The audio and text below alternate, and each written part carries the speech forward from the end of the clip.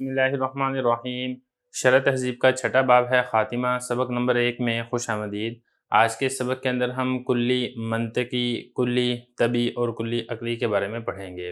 عبارت دیکھ لیں، اس کے بعد پھر انشاءاللہ اس کا ترجمہ کرتے ہیں، پھر اس کی تشریح کرتے ہیں۔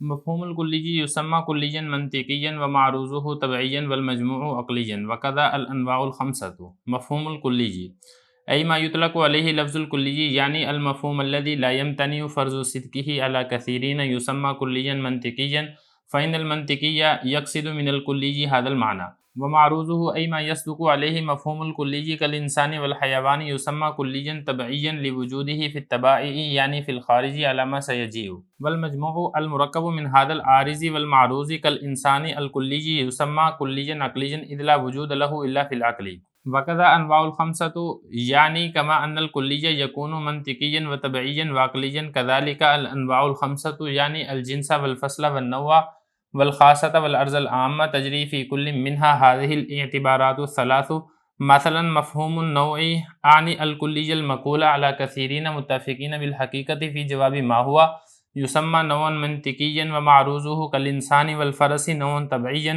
ومجموع العارض والمعروض كالإنسان نوعا عقليا، وعلى هذا فقس البواقع۔ ترجمہ دیکھ لیں۔ کلی کا مفہوم اس کا نام رکھا جاتا ہے کلی منطقی، اور اس کا معروض اس کا نام رکھا جاتا ہے کلی طبی، اور ان دونوں کا مجموع اس کا نام رکھا جاتا ہے کلی عقلی۔ اسی طرح پانچوں انواع ہیں۔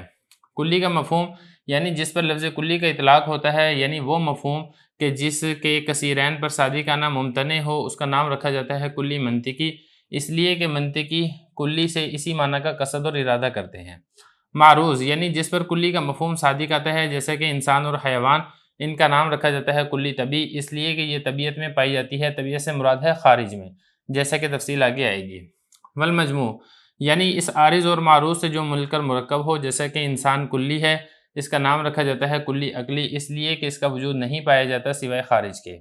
اسی طرح انواع خمسہ یعنی جیسا کہ کلی منطقی ہوتی ہے، کلی طبی ہوتی ہے، کلی عقلی ہوتی ہے، اسی طرح انواع خمسہ سے میری مراد ہے جنس، فصل، نوع، خاصہ اور عرض عام۔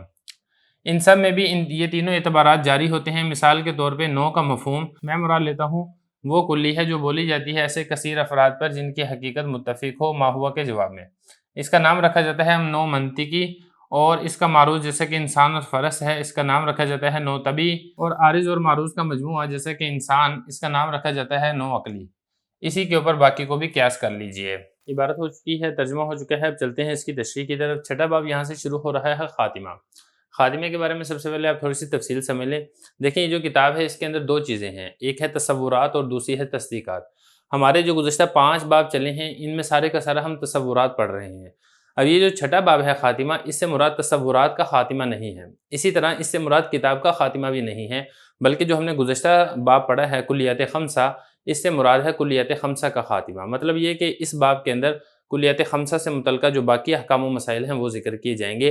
تصورات کی بحث ابھی چل رہی ہے، اور اسی کے ساتھ ہی تصورات کی بحث بھی مکمل ہو جائے گی، اور اس کے بعد پھر انشاءاللہ آگے تصدیقات شروع کریں گے۔ آج کے سبق کے اندر ہم نے کل 3 چیزیں پڑھنی ہیں۔ ایک ہم نے پڑھنا ہے کلی منطقی، دوسرا کلی طبی، اور تیسرا ہے کلی عقلی۔ تو کلی کی کل 3 قسمیں ہیں، منطقی، طبی اور عقلی۔ سب سے پہلے بات کر لیتے ہیں منطقی کی۔ دیکھیں منطقی کلی کے معنی کو کہتے ہیں، وہ معنی اور مفہوم جس کے ایک ذات سے زیادہ پر صادق آنے کو عقل جائز سمجھے۔ منطقی حضرات جب کلی کا لفظ بولتے ہیں تو یہی مراد لیتے ہیں، اسی کو کلی منطقی کہا جاتا ہے۔ دوسرے نمبر پر آتا ہے کلی طبی۔ کلی طبی جو ہوتا ہے نا، یہ کلی منطقی کا معروض آپ کہہ لیں، یا آپ اس کو کہہ لیں کلی منطقی کا مصداق، یعنی جس کے اوپر کلی منطقی کا مفہوم صادق آتا ہے اس کو کلی طبی کہتے ہیں۔ مثال کے طور پہ انسان اور فرس ہے، اب یہ انسان اور فرس اس کے اوپر کلی منطقی بولی جاتی ہے، کلی منطقی کا مصداق انسان اور فرس ہوتے ہیں، تو ہم یہ کہیں گے کہ جو انسان اور فرس ہے یہ کلی طبی ہے۔ دیکھیں طبی کے بارے میں ایک بات آپ سمجھ لیں کہ طبی یہ طبیعت سے ہے، اور طبیعت کے 2 معنی آتے ہیں، ایک اس کا معنی آتا ہے حقیقت، اور ایک اس کا معنی آتا ہے خارج۔ یہ جو کلی طبی کو طبی کہا جاتا ہے، شارح بھی آگے جا کے یہی والی بات کریں گے، اس کو کلی طبی اسی وجہ سے کہا جاتا ہے کہ اس سے مراد ہے خارج، یعنی یہ خارج کے اندر موجود ہوتی ہے، اسی وجہ سے اس کو کلی طبی یعنی کلی خارجی کہا جاتا ہے۔ کلی منطقی ہو گیا، کلی طبی ہو گیا، تیسرے نمبر پر ہے کلی عقلی۔ کلی منطقی اور کلی طبی ان دونوں کا جو مجموعہ ہے، اس کو آپ دوسرے الفاظ میں یہ بھی کہہ سکتے ہیں عارض اور معروض کا جو مجموعہ ہے اس کو کلی عقلی کہا جاتا ہے۔ کلی عقلی اس کو اس لیے کہا جاتا ہے کہ صرف اور صرف انسان کی عقل کے اندر پائی جاتی ہے، خارج کے اندر نہیں پائی جاتی. جیسے ہم کہتے ہیں نا الانسان الکلیج الفرس الکلیج، تو اب صرف اور صرف عقل کے اندر پائی جاتی ہے، اسی وجہ سے اس کو کلی عقلی کہا جاتا ہے. ذرا عبارت دیکھ لیں، پھر اس کے بعد انشاءاللہ جو شرح کی عبارت ہے وہ حل کریں گے. فرما رہے ہیں کہ کلی کا مفہوم اس کا نام رکھا جاتا ہے کلی منطقی. تو چونکہ منطقی لوگ جب بولتے ہیں تو اس سے یہی والا معنی اور مراد لیتے ہیں، اس لیے اس کو کلی منطقی کہا جاتا ہے. وہ معروض یعنی جو اس کا معروض سے مراد ہے مصداق. کلی منطقی جس کے اوپر بولی جاتی ہے، کلی منطقی کا جو مصداق ہے اس کا نام رکھا جاتا ہے کلی طبی.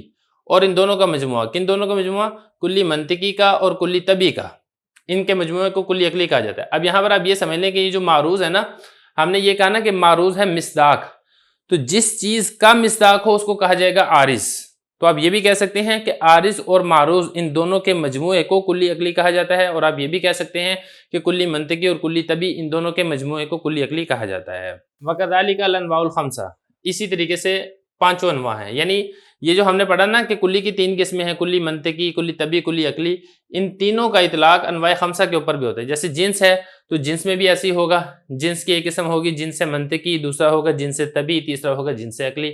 اسی طریقے سے نوع ہے، نوع میں بھی یہی تین جاری ہو سکتی ہیں تینوں اعتبارات، جنس نوع طبی، نوع منطقی، نوع طبی اور نوع عقلی. یعنی یہ جو پانچ کی پانچ ہیں، آگے چل کے انشاءاللہ تفصیل بھی آ جائے گی. آپ ان پانچوں کے اوپر انہی تین کا اطلاق کر سکتے ہیں، یعنی منطقی، طبی اور عقلی کا. اب ذرا شارح کی عبارت دیکھیں. اے ما یطلق علیہ لفظ الکلی جی، یہ جو اوپر ہم نے متن میں پڑھا تھا نا مفہوم الکلی، کلی کا مفہوم جس کو ہم نے کلی منطقی کہا تھا، اسی مفہوم کی مزید وضاحت کر رہے ہیں کہ مفہوم سے مراد کیا ہے. مفہوم سے مراد وہ معنی اور مفہوم ہے جس کے اوپر لفظ کلی کا اطلاق کیا جاتا ہے. تو جو شارح ہے، شارح کا مقصد جو متن کی عبارت ہے اسی کی مزید تشریح اور توضیح کرنا ہے. آگے دیکھیں. فَإِنَّ الْمَنْطِقِيَّ يَقْصِدُ مِنَ الْكُلِّيِّ هَذَا الْمَعْنَى، شارح یہاں سے کلی منطقی کی وجہ تسمیہ بیان کر رہے ہیں. وجہ تسمیہ یہ ہے کہ کلی منطقی کو منطقی اسی لیے کہا جاتا ہے کہ منطقی لوگ جب کلی کے استعمال کرتے ہیں تو کلی سے ان کی مراد یہی کلی کا مفہوم ہے جس کو کلی منطقی کہا جاتا ہے، یعنی جس کا کثیر افراد پر صادقانہ ممتنع نہ ہو. تو چونکہ منطقی لوگ اس کو استعمال کرتے ہیں اسی لیے ان کی طرف نسبت کرتے ہوئے اس کو کلی منطقی کہہ دیا جاتا ہے. تو یہ فرمایا کہ جو منطقی لوگ ہیں کلی سے اسی معنی کا قصد اور ارادہ کرتے ہیں. معنی کون سا معنی میں آپ کو بتا چکا ہوں، لا یمتنع فرض صدقہ علی کثیرین. آگے دیکھیں معروض. یہاں سے جو شارح ہیں وہ معروض کا مطلب بیان کر رہے ہیں کہ جو معروض ہے اس کا مطلب ہوتا ہے مصداق، یعنی کلی منطقی جس کے اوپر صادق آتی ہے. تو دو لفظ ہیں، ایک ہے صادق آنے والی اور دوسری ہے جس پر صادق آ رہی ہو. تو جو صادق آنے والی ہے اس کو عارض کہتے ہیں، اور جس پر صادق آتی ہے یعنی جو مصداق ہے اس کو معروض کہا جاتا ہے. یہی بتا رہے ہیں یعنی جس پر کلی منطقی کا مفہوم صادق آتا ہے، جیسا کہ انسان ہے، حیوان ہے، ان کو کیا کہا جاتا ہے؟ ان کو کہا جاتا ہے کلی طبی، یسمى کلیا طبعیا. اب یہاں پہ سوال ہی پیدا ہوتا ہے کہ اس کو کلی طبی کیوں کہا جاتا ہے؟ تو اس کی وجہ بتا رہے ہیں کہ یہ طبائع میں پائی جاتی ہیں. طبیعت کا میں نے آپ کو بتایا تھا کہ دو معنی ہیں، اور دو معنوں سے جو دوسرا معنی ہے اسی کو شارح نے ترجیح دی ہے. دوسرا معنی طبیعت کا ہے خارج میں. تو چونکہ خارج کے اندر انسان پایا جاتا ہے، اسی طریقے سے فرس پایا جاتا ہے، اسی وجہ سے اس کو کلی طبی یعنی کلی خارجی کہا جاتا ہے. مزید تفصیل انشاءاللہ آگے چل کے آ جائے گی. آگے دیکھیں. والمجموع المرکب من هذا العارض والمعروض، اور ان دونوں کا مجموعہ، کن دونوں کا مجموعہ؟ کلی منطقی کا اور اسی طریقے سے کلی طبی کا مجموعہ، اس کو کلی عقلی کہا جاتا ہے. مجموعے سے مراد کیا ہے؟ عارض اور معروض. میں نے آپ کو بتا دیا تھا کہ یہ جو کلی ہے، کلی کیا ہے؟ یہ عارض ہے. کلی سے مراد کیا ہے؟ کلی منطقی. اور اسی طریقے سے انسان ہے یا اسی طرح فرس ہے، یہ ہے معروض. معروض کے بارے میں آپ کو تفصیل بتا چکا ہوں، مصداق کو کہا جاتا ہے.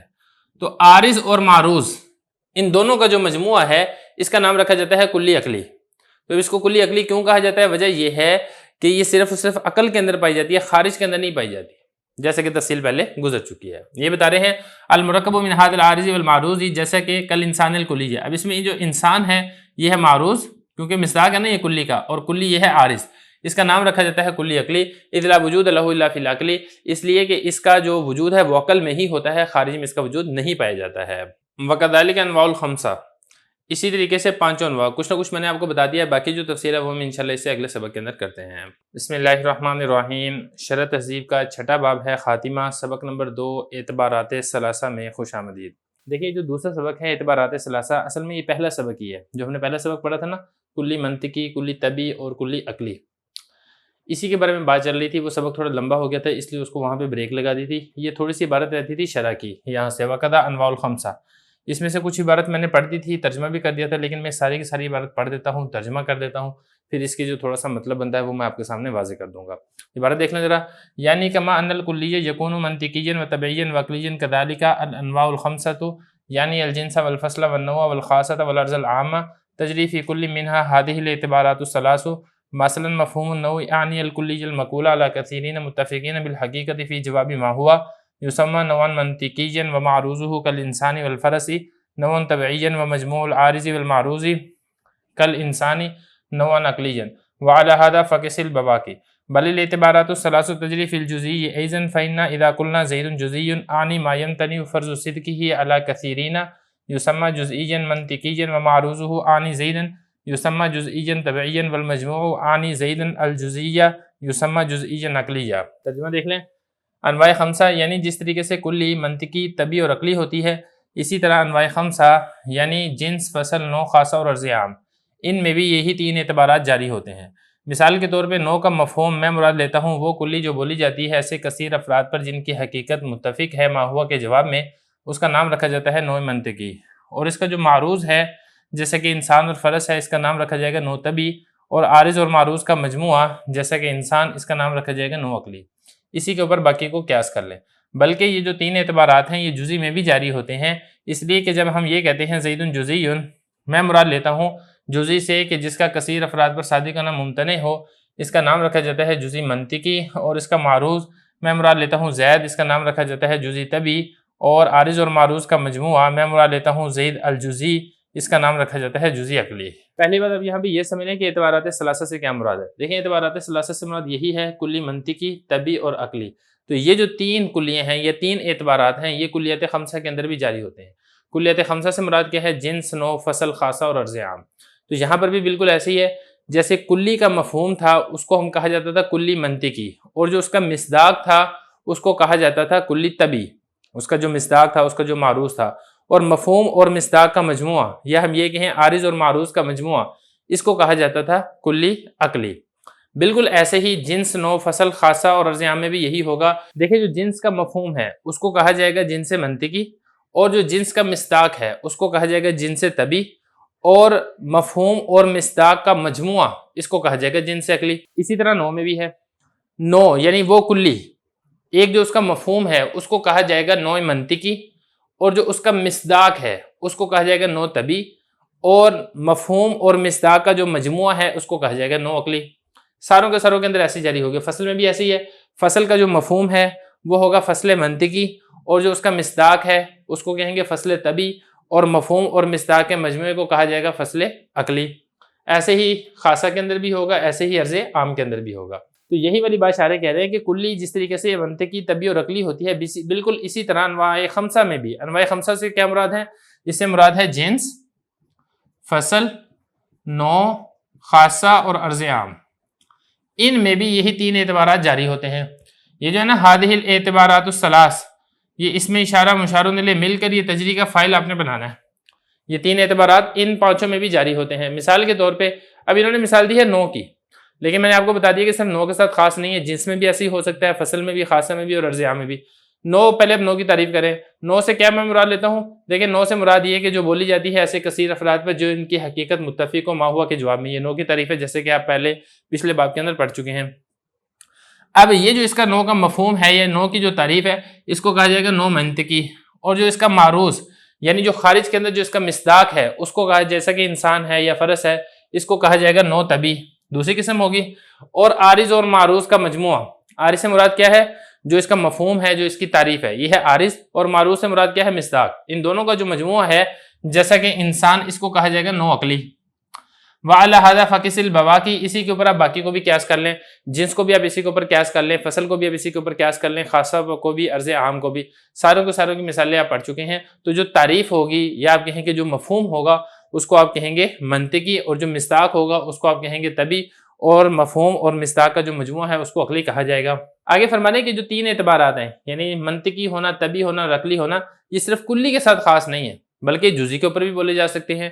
جو جزئی کا مفہوم ہے یعنی جو جزئی کی تعریف آپ پڑھ چکے ہیں کہ جس کا کثیر افراد پر صادقانہ ممتنع ہو، پھر جزئی کی قسمیں بھی آپ نے پڑھ لی تھی۔ یہ جو اس کی تعریف ہے، یہ جو اس کا مفہوم ہے، اس کو کہا جائے گا جزء منطقی، اور جو خارج کے اندر اس کا مصداق پایا جاتا ہے اس کو کہا جائے گا جزء طبعی، اور مفہوم اور مصداق کا جو مجموعہ ہے اس کو کہا جائے گا جزء عقلی۔ دیکھیں ذرا، یہ فرما رہے ہیں کہ جو تینوں اعتبارات ہیں، تینوں اعتبارات یہ جزئی میں بھی جاری ہوتے ہیں۔ جب ہم یہ کہتے ہیں نا کہ زید جزئی، تو میں مراد کر لیتا ہوں جزئی سے ما یمتنع فرض صدقہ لا کثیرین، جس کا کثیر افراد پر صادقانہ ممتنع ہو، جو آپ پڑھ چکے ہیں جزئی کی تعریف۔ اس کو کہا جائے گا جزء منطقی۔ جو مفہوم ہوتا ہے، جو تعریف ہوتی ہے وہ منطقی ہوتی ہے۔ اور معروض سے مراد کیا ہے؟ جو خارج کے اندر اس کا مصداق پایا جاتا ہے، یعنی میں مراد لیتا ہوں زید، اس کا نام رکھا جائے گا جزء طبی۔ اور مجموعہ عارض اور معروض کا مجموعہ، مفہوم کا اور خارج کے اندر جو چیز پائی جا رہی ہے، ان دونوں کا جو مجموعہ ہے، یعنی زید الجزئی، جزئی زید آپ کہہ لیں، اس کا نام رکھا جائے گا جزئی عقلی۔ بسم اللہ الرحمن الرحیم۔ شرح تہذیب کا چھٹا باب ہے خاتمہ، سبق نمبر 3 میں خوش آمدید۔ آج کے سبق کے اندر ہم کلی طبی کے وجود کے بارے میں پڑھیں گے۔ متن کی عبارت دیکھ لیں، پھر شرح کی عبارت، ترجمہ اور آخر میں اس کی تشریح کرتے ہیں۔ والحق ان وجود الطبعیہ بمعنی وجود اشخاصہ، والحق لا ينبغي ان يشك في ان الکلیہ المنطقیہ غیر موجود فی الخارج، فإن الکلیۃ انما تعرض المفہومات فی العقل، ولذا كانت من المعقولات الثانیة، وكذا في ان العقلیہ غیر موجود فیہ، فإن انتفاع الجزء يستلزم انتفاع الکل، وإنما النزاع في ان الطبعی كالإنسان من حيث هو إنسان الذي يعرضه الکلیۃ في العقل، هل هو موجود في الخارج في ضمن أفراده أم لا، بل ليس الموجود فيه إلا الأفراد، والأول مذهب جمهور الحكماء، والثاني مذهب بعض المتأخرين ومنهم المصنف، ولذا قال الحق هو الثاني، وذلك لأنه لو وجد الكلي في الخارج في ضمن أفراده لازم اتصاف الشيء الواحد بالصفات المتضادة كالكلية والجزئية، ووجود الشيء الواحد في الأمكنة المتعددة، وحينئذ فمعنى وجود التبعي هو أن أفراده موجودة وفيه تأمل وتحقیق الحق فی حواشی التجرید فانظر فیہا۔ ترجمہ دیکھ لیں۔ اور حق بات یہ ہے کہ طبی کا وجود اس کے اشخاص کے وجود کے معنی میں ہے، حق بات الی آخری۔ مناسب نہیں ہے کہ شک کیا جائے اس بارے میں کہ کلی منطقی وہ موجود نہیں ہوتی ہے خارج میں، اس لیے کہ کلی ہونا وہ مفہومات کو پیش آتا ہے عقل میں، اسی وجہ سے یہ معقولات ثانیہ میں سے شمار ہوتا ہے۔ اور یہ بھی مناسب نہیں ہے کہ شک کیا جائے اس بارے میں کہ کلی عقلی وہ موجود نہیں ہوتی ہے، اس لیے کہ جز کا منتفی ہونا وہ کل کے منتفی ہونے کو لازم ہے، سوائے اس کے نہیں۔ جھگڑا اس بارے میں ہے کہ کلی طبی، جیسے کہ انسان اس حیثیت سے کہ وہ انسان ہے جس کو کلی پیش آتی ہے عقل میں، کیا وہ خارج میں موجود ہوتا ہے اپنے افراد کے ضمن میں یا نہیں ہوتا، بلکہ خارج میں موجود نہیں ہوتا سوائے افراد۔ پہلا مذہب جمہور حکماء کا ہے اور دوسرا مذہب بعض متاخرین کا ہے، اسی میں سے مصنف ہے، اسی وجہ سے کہا حق بات وہ دوسری ہے۔ اور وجہ یہ بھی ہے کہ اگر کلی خارج میں پائی جائے اپنے افراد کے ضمن میں تو لازم آئے گا ایک شے کا متصف ہونا صفات متضادہ کے ساتھ، ضد والی صفات کے ساتھ، جیسے کہ کلی اور جزئی، اور شے واحد کا متعدد جگہوں میں پایا جانا۔ اور اس وقت طبی کا پائے جانے کا معنی یہ ہوگا کہ طبی کے افراد موجود ہوتے ہیں، اور اس بارے میں آپ غور کر لیں، اور حق بات کو صحیح طریقے سے ثابت کیا گیا ہے تجرید کے حواشی میں، آپ وہاں پر بھی اس کو دیکھ سکتے ہیں۔ عبارت ہو چکی ہے، ترجمہ ہو چکا ہے، اب چلتے ہیں اس کی تشریح کی طرف۔ گزشتہ 2 سبقوں کے اندر ہم نے کلی کی 3 قسمیں پڑھی تھی، کلی منطقی، کلی طبی اور کلی عقلی۔ آج کے سبق کے اندر یہ والی بات بتا رہے ہیں کہ جو تینوں کی تینوں کلیاں ہیں یہ ایک عقلی چیز ہیں، یہ خارج کے اندر نہیں پائی جاتی۔ سب سے پہلے بات کر لیتے ہیں کلی منطقی کی۔ دیکھیں جو کلی منطقی ہے نا، وہ عبارت ہے کلی کے مفہوم کو، کلی کا مفہوم ہوتا ہے نا، اس کو کلی منطقی کہا جاتا ہے۔ اور جو مفہوم والی کلی ہوتی ہے نا، یہ ایک عقلی چیز ہے، یا دوسرے لفظوں میں آپ یہ کہیں کہ مفہوم کو جو کلی پیش آتی ہے، مفہوم کو جو کلی عارض ہوتی ہے، یہ ایک عقل کے اندر پیش آتی ہے، عقل کے اندر پائی جاتی ہے، تو یہ ایک عقلی چیز ہے، لہذا کلی منطقی یہ تو ہوگی عقلی۔ اب دوسرے نمبر پہ بات کر لیتے ہیں کلی عقلی کی۔ کلی عقلی کے بارے میں نے آپ کو بتایا تھا کہ کلی عقلی وہ ہوتی ہے کہ جو کلی منطقی اور کلی طبی سے مل کر بنتی ہے۔ عارض تھا کلی منطقی اور معروض تھا کلی طبی، ان دونوں سے مل کر جو کلی بنتی ہے اس کو کہا جاتا ہے کلی عقلی۔ تو عارض اور معروض کا مجموعہ ہوتا ہے۔ اب یہ والی بات آپ سمجھ چکے ہیں کہ جو عارض ہے یعنی کلی منطقی، یہ خارج میں نہیں پائی جاتی بلکہ یہ ایک عقلی چیز ہے۔ تو جب کلی عقلی کے جو 2 جز ہیں ان میں سے ایک جز عقلی ہے تو پھر جو پورا مجموعہ ہے وہ بھی خارج میں نہیں پایا جا سکتا۔ کیوں نہیں پایا جا سکتا؟ کیونکہ اس کے جز کا خارج میں پایا جانا منتفی ہے، یہ ہم ابھی ثابت کر چکے ہیں، اور انتفاع جز یہ لازم ہوتا ہے انتفاع کل کو۔ ظاہر ہے ایک آدمی ہے، آپ کہیں کہ ایک آدمی کا سر نہیں پایا جا رہا، تو جب آدمی کا سر نہیں پایا جا رہا تو ہم یہ نہیں کہہ سکتے کہ وہ آدمی موجود ہے۔ کیوں؟ کیونکہ جو اس کا جز منتفی ہے، تو جب جز منتفی ہے تو اس کا پورا کل یہ بھی کیا ہوگا؟ منتفی ہوگا۔ یہ والی بات ہوگی۔ اب رہ گئی ایک بات کہ آیا کلی طبی، یہ خارج کے اندر پائی جاتی ہے اپنے افراد کے ضمن میں یا نہیں پائی جاتی، یہ ایک اختلافی مسئلہ ہے، اس کے بارے میں بعد میں بات کریں گے۔ سب سے پہلے یہ والی بات دیکھ لیتے ہیں کہ جو کلی منطقی کا اور کلی عقلی کے بارے میں کیا فرما رہے ہیں۔ دیکھیں ذرا، یہ جو متن کی عبارت ہے بعد میں کریں گے، اب ذرا عبارت دیکھیں۔ یہ بتا رہے ہیں کہ حق بات یہ ہے کہ کلی منطقی کے خارج میں نہ پائے جانے کے بارے میں شک کرنا مناسب نہیں ہے۔ اگر آپ شک کرتے ہیں کہ کلی منطقی خارج میں پائی جاتی ہے تو یہ والی بات مناسب نہیں ہے۔ کیوں مناسب نہیں ہے وہ بتا رہے ہیں، فرما رہے ہیں کہ کلی ہونا وہ مفہوم کو جو پیش آتا ہے وہ عقل میں پیش آتا ہے، کیونکہ کلی منطقی کے بارے میں نے آپ کو بتایا تھا کہ وہ ایک مفہوم کا نام ہے، تو اس مفہوم کو جو کلی کہا جاتا ہے یا جو مفہوم کلی ہے وہ ایک عقل کے اندر ہوتا ہے، وہ ایک عقلی چیز ہے، تو جب عقلی چیز ہے تو خارج میں نہیں پائی جائے گی۔ اگر آپ اس کے خارج کے پائے جانے میں شک کرتے ہیں تو آپ غلطی پر ہیں۔ یہ تو ہوگی بات کس کی؟ کلی منطقی کی۔ اسی وجہ سے اس کو معقولات ثانیہ میں سے شمار کیا جاتا ہے، کیونکہ وہ ایک ایسا مفہوم ہے جو عقل کے اندر پایا جاتا ہے، تو یہ معقولات میں سے ہے۔ وقدا، اور اسی طرح جو کلی عقلی ہے یہ بھی خارج میں نہیں پائی جاتی۔ یہ خارج میں کیوں نہیں پائی جاتی؟ کیونکہ اس کے دو اجزاء ہیں، ایک جز اس کا کیا ہے؟ کلی منطقی ہے، دوسرا اس کا جز ہے کلی طبی، اور کلی منطقی کا ہم نے خارج میں پایا جانا یہ غلط ثابت کر دیا کہ خارج میں نہیں پائی جا سکتی، تو اس کا جو ایک جز ہے کلی منطقی، اس کا خارج میں پایا جانا منتفی ہے، اس کی نفی ہو چکی ہے، تو جز کی نفی سے کل کی نفی ثابت آتی ہے، تو پورے کا پورا جو مجموعہ ہے یعنی کلی عقلی یہ بھی خارج میں نہیں پائی جا سکتی۔ یہ بتا رہے ہیں کہ جز کا منتفی ہونا ہے، جز کا نہ پایا جانا، اس سے لازم آتا ہے کہ کل نہیں پایا جاتا۔ جھگڑا کس بارے میں؟ جھگڑا ہے کلی طبی کے بارے میں۔ اب کلی طبی کے بارے میں نے آپ کو بتایا تھا کہ وہ مصداق کو کہا جاتا ہے، جیسے انسان ہے نا، جو خارج کے اندر اس کا مصداق ہے اس کو کہا جاتا ہے کلی طبی۔ اب یہ دیکھیں جو انسان خارج کے اندر پایا جاتا ہے اگر تو یہ کلی کی صفت کے ساتھ متصف ہو جائے، تو جب یہ کلی کی صفت کے ساتھ متصف ہو گیا، اور کلی کے بارے میں آپ کو بتا چکا ہوں کہ وہ مفہوم ہوتا ہے کلی منطقی، تو پھر وہ تو ایک عقلی چیز ہے۔ لیکن کلی طبی کو کلیت متصف ہو سکتی ہے، کلیت عارض ہو سکتی ہے، لیکن ابھی ہوئی نہیں ہے۔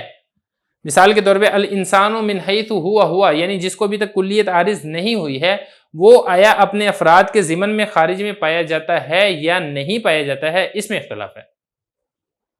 دیکھیں یہ بتا رہے ہیں کہ جھگڑا اس کلی طبی کے اندر ہے، جیسا کہ انسان من حیث ہوا انسان الذی یعرضہ الکلیۃ فی العقل، یعنی انسان اس حیثیت سے کہ جس کو کلیت عارض ہوتی ہے عقل میں لیکن ابھی عارض نہیں ہوئی ہے، عارض ہو سکتی ہے، ہوئی نہیں ہے۔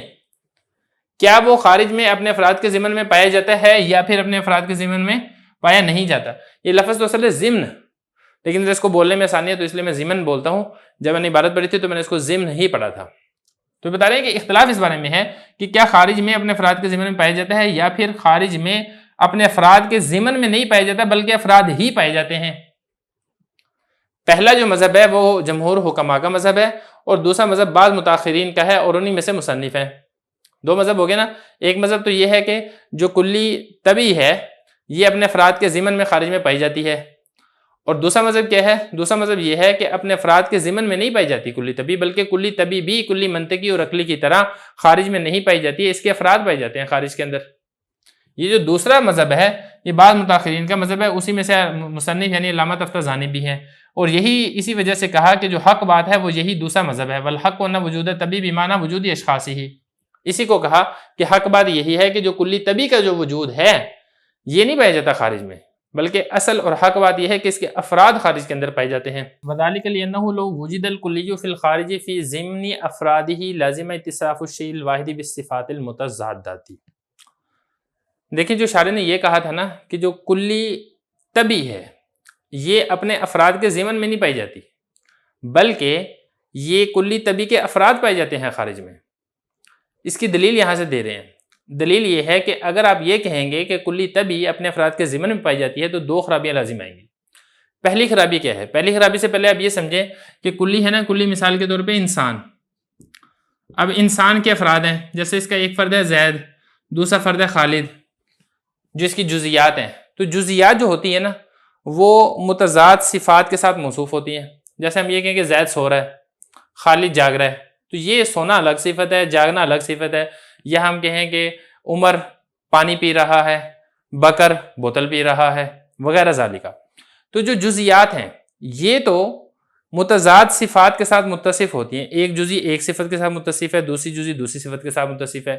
اگر آپ یہ کہیں گے کلی بھی اپنی جزیات یعنی اپنے افراد کے ضمن میں پائی جاتی ہے، تو کلی جو کہ شے واحد ہے اس کا متضاد صفات کے ساتھ متصف ہونا لازم آئے گا کہ زید سو رہا ہے یہ بھی کلی ہے، جس کا ایک فرد ہے زید، اس کے ضمن میں یہ کلی پائی جا رہی ہے، اور یہی والی کلی جو اس کا ایک فرد ہے خالد، اس کے ضمن میں بھی یہی والی کلی پائی جا رہی ہے. تو کلی ایک ہی ہے، یہاں پر سونے والی صفت کے ساتھ متصف ہے، یہاں پر جاگنے والی صفت کے ساتھ متصف ہے. شے واحد ضد صفات کے ساتھ متصف تو نہیں ہو سکتی. جیسا کہ آپ کہیں کہ یہ دن ہے اور ابھی رات بھی ہے، ایسا تو نہیں ہو سکتا. یا تو دن ہوگا یا رات ہوگا. یا ہم کہیں گے کہ زید جاگ رہا ہے اور سو بھی رہا ہے، ایسا تو نہیں ہو سکتا. تو دیکھیں یہ والی پہلی خرابی لازم آئے گی. یہ بتا رہے ہیں کہ اگر کلی خارج میں اپنے افراد کے ضمن میں پائی جائے تو پھر لازم آئے گا شے واحد کا متضاد صفات کے ساتھ متصف ہونا، جیسے کہ کلی اور جزئی. جزئی تو چلو الگ الگ جزئی ہے، وہ تو متضاد صفات کے ساتھ متصف ہو سکتی ہے، لیکن کلی ایک ہی ہے، وہ دو ضد صفات کے ساتھ کیسے متصف ہو سکتی ہے؟ ایک خرابی یہ لازم آئے گی.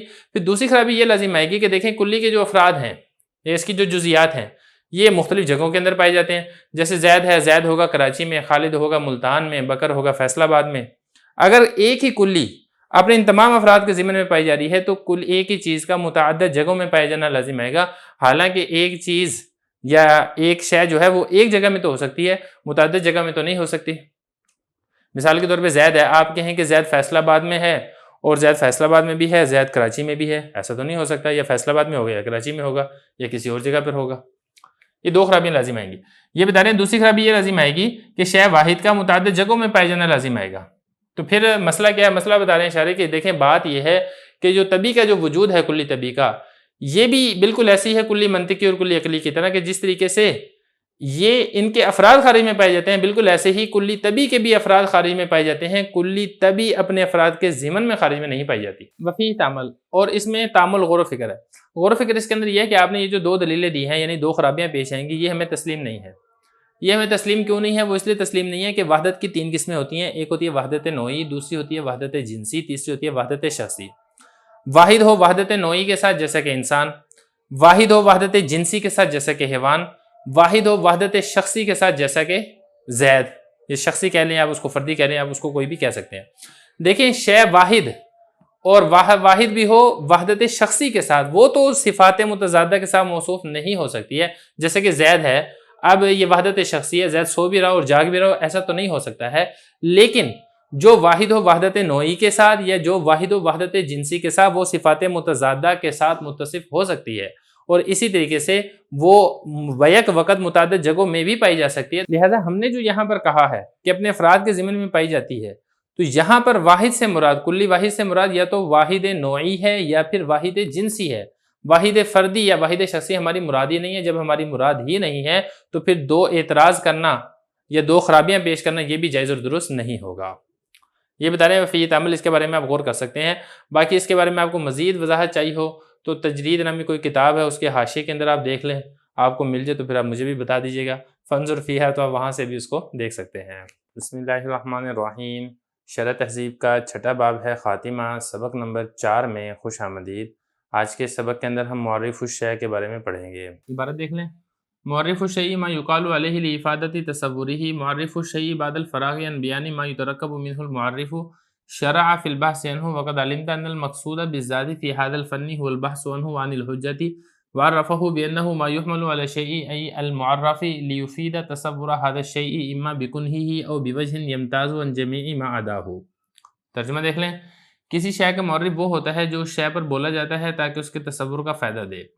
مصنف رحمہ اللہ تعالیٰ اس چیز کے بیان سے فارغ ہونے کے بعد جس سے مرکب ہو کر معرف بنتا ہے، اب شروع ہو رہے ہیں معرف کے بارے میں بحث کرنے سے. اور آپ کو معلوم ہے کہ مقصود بالذات اس فن میں وہ معرف سے بحث کرنا ہے اور حجت سے بحث کرنا ہے. اور معرف کی تعریف اس طریقے سے کی ہے کہ معرف وہ ہے جو کسی شے پر محمول ہوتا ہے، یعنی معرف پر، تاکہ اس شے کے تصور کا فائدہ دے، یا تو اس کی کن مکمل حقیقت کا، یا ایسے طریقے سے فائدہ دے کہ جس سے وہ شے اپنے تمام ما عدا سے، اپنے ما سوا تمام چیزوں سے جدا اور ممتاز ہو جائے. عبارت ہو چکی ہے، ترجمہ ہو چکا ہے. چلتے ہیں اس کی تشریح کی طرف.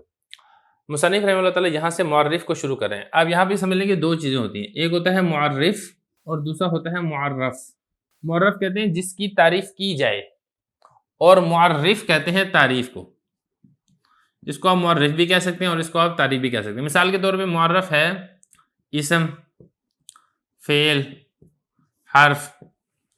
اب اسم کی اپنی الگ تعریف ہے، فعل کی الگ تعریف ہے، حرف کی الگ تعریف ہے. تو جو تعریف ہوگی اس تعریف کو آپ معرف کہیں گے. اب دوسری بات آپ یہاں پر یہ سمجھے کہ جو مناطقہ ہیں ان کا جو مقصد ہے منطق کے اندر وہ دو چیزیں ہوتی ہیں، ایک ہوتا ہے معرف اور دوسرا ہوتا ہے حجت۔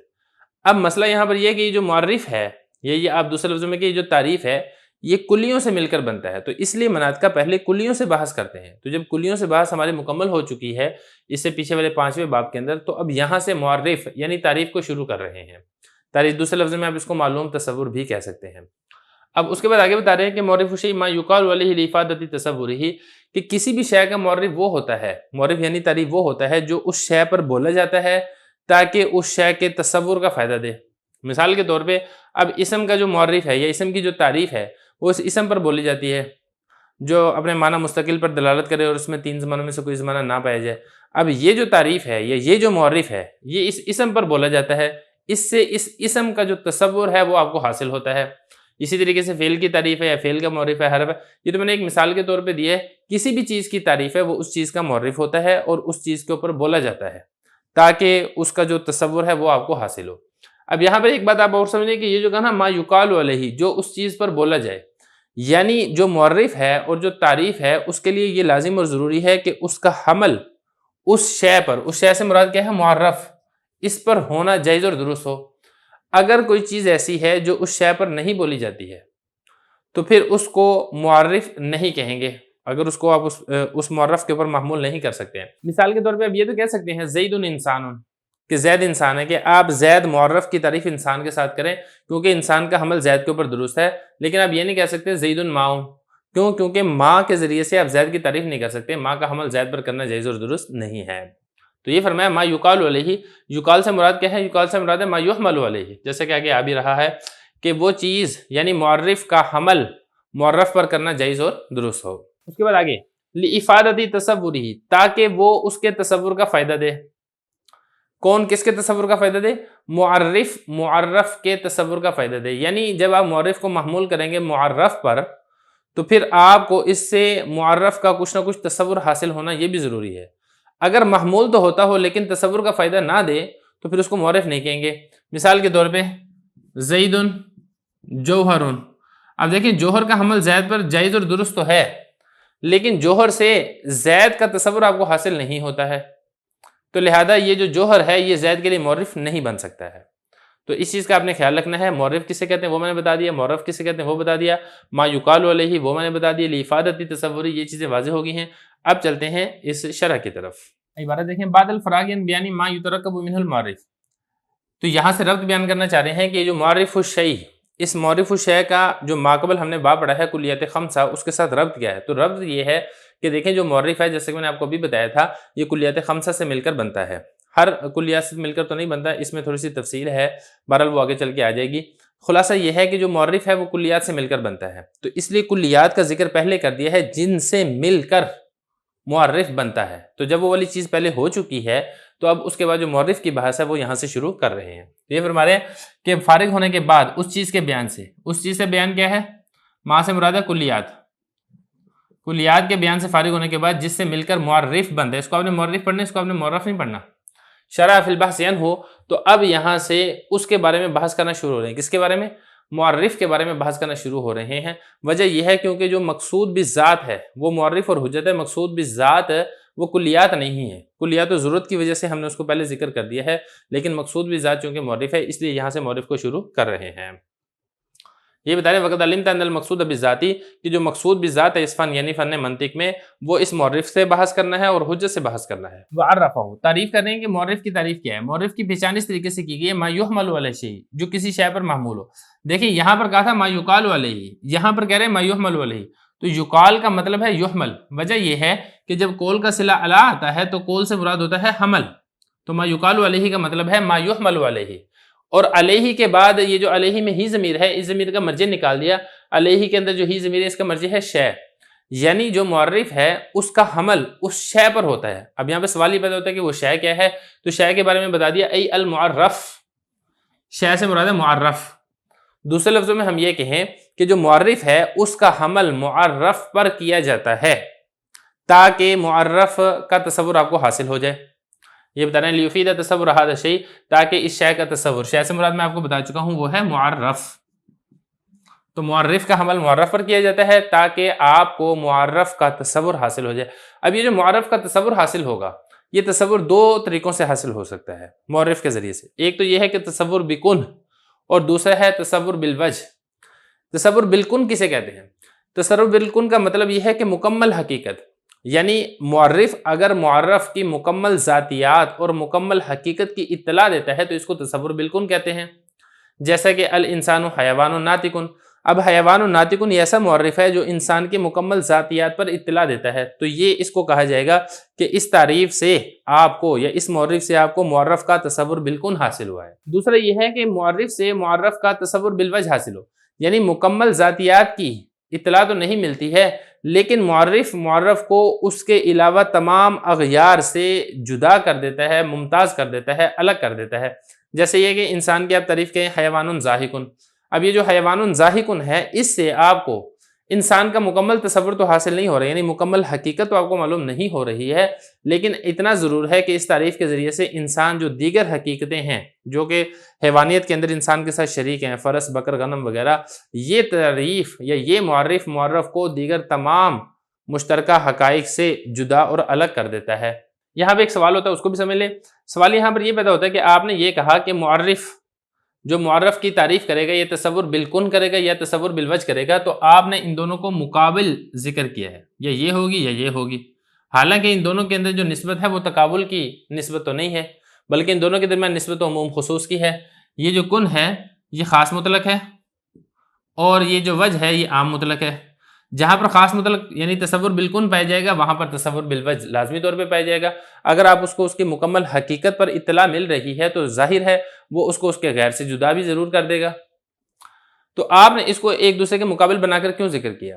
دیکھیں اس کا جواب یہ ہے کہ یہ جو قضیہ ہے تصور بالکن یہ تصور بالوجہ، یہ ایسا نہیں ہے کہ ہم نے اس کو مقابل بنا کر ذکر کیا، بلکہ یہ قضیہ مانعۃ الخلو ہے۔ مطلب یہ کہ جو دونوں تصور ہیں، ایسا تو ممکن ہے کہ ایک تعریف کے اندر یہ دونوں تصور پائے جائیں، کوئی ایسا معرف ہو اسے آپ کو تصور بالکن بھی حاصل ہو رہا ہو، تصور بالوجہ بھی حاصل ہو رہا ہو، جیسا کہ جب آپ تصور بالکن کے ذریعے سے تعریف کریں گے تو دونوں حاصل ہوں گے۔